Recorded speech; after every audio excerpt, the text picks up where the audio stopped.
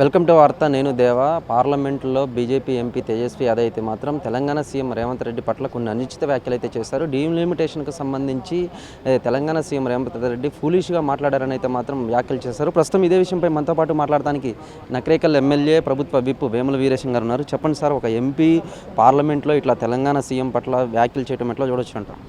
ఈరోజు BJP MP మాట్లాడినటువంటి మాటలు ఆయన వ్యక్తిగతం కాదు. ఈ దేశ బీజేపీ ప్రధాని అయినటువంటి నరేంద్ర మోడీ ఆలోచనలు, బీజేపీ పార్టీ ఆలోచనలు. తెలంగాణ రాష్ట్ర ఏర్పాటు పట్ల, తెలంగాణ రాష్ట్రం పట్ల బీజేపీ తన విషయాన్ని, తనకుండేటువంటి ఒక విద్వేషాన్ని తేజస్వి ద్వారా మరొకసారి పార్లమెంటు వేదికగా ఈ రాష్ట్ర ప్రజలపైన ఒక విషయాన్ని జిమ్మిండ్రు. ఈ రాష్ట్ర ఏర్పాటు పట్ల ఒక విషయాన్ని జిమ్మిండ్రు. కాబట్టి ఇది తేజస్వి చేసినటువంటి ఆలోచన అని మేము అనుకుంటున్నాం.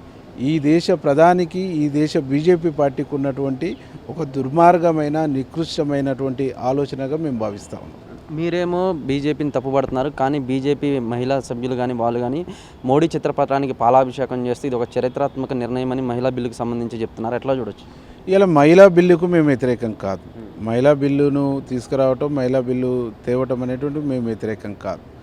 ఈరోజు తెలంగాణ రాష్ట్ర ఏర్పాటు పైన, తెలంగాణ రాష్ట్రం పట్ల బీజేపీ నేతలు, కషాయ నేతలు జమ్మినటువంటి బీజేపీ ఎంపీ మాట్లాడినటువంటి మాటలను మేము తప్పుపడతా ఉన్నాం. దానికి క్షమాపణ చెప్పాలని డిమాండ్ చేస్తూ ఉన్నాం.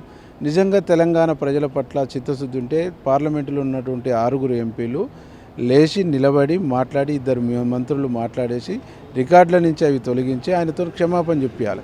అది చెప్పిస్తలేరంటే వారికి కూడా తెలంగాణ రాష్ట్రం పట్ల, తెలంగాణ రాష్ట్ర ప్రజల పట్ల చిత్తశుద్ధి లేదనేటువంటిది, తెలంగాణ ఏర్పాటు పట్ల చిత్తశుద్ధి లేదనేటివి మాకు తెలంగాణ ప్రజలు స్పష్టంగా అర్థం చేసుకుంటారు. అంటే మొదటి నుంచి కూడా సీఎం రేవంత్ రెడ్డి దక్షిణాది రాష్ట్రాలకైతే మాత్రం అన్యాయం జరుగుతుందని చెప్పుకొచ్చారు. అంటే ఇది వాస్తవమే అంటారా?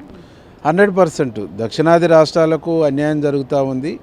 ఆనాడు దేశ ప్రభుత్వం దేశ జనాభాను నియంత్రించే దాంట్లో భాగంగానే ఈరోజు 2 పిల్లలకు సంబంధించి కుటుంబ నియంత్రణ తీసుకొచ్చినప్పుడు దక్షిణాది రాష్ట్రాలు 100% ఇంప్లిమెంటేషన్ చేసినాయి. ఇంప్లిమెంటేషన్ చేయటం మూలంగా ఇక్కడ జనాభా పెరుగుదల కొంచెం నియంత్రణలోకి వచ్చింది. దీన్ని దృష్టిలో పెట్టుకొని డీలిమిటేషన్ సంబంధించినటువంటి ప్రక్రియను దీన్ని తీసుకోవాలి, దీన్ని పరిగణనలోకి తీసుకోవాలని చెప్పేసి ముఖ్యమంత్రి గారు చెప్పాడు. ముఖ్యమంత్రి గారు చెప్పినటువంటి అంశాన్ని దక్షిణాది రాష్ట్రాల్లో రాజకీయాలకు అతీతంగా అన్ని పార్టీలకు సంబంధించినటువంటి నాయకులు, ప్రజలు అందరూ కూడా ఆలోచిస్తూ ఉన్నారు.